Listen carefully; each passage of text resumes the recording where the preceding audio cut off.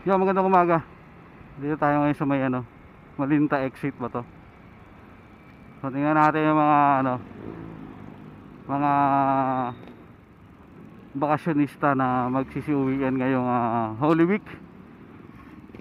Mga papuntang norte dito sa NLEX.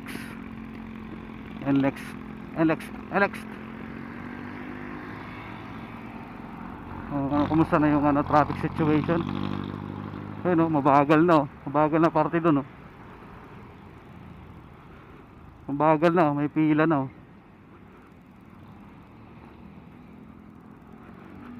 Ngayong Holy Wednesday, may nagbi-build up na banda doon sa may kalagitnaan, hindi masyado tanaw pero kita ko yung build up so ayun na. So ngayon ng Holy Wednesday umaga. Yun. So ride safe sa mga bakasyonista na uuwi sa kanilang mga probinsya, siyempre. Magandang umaga.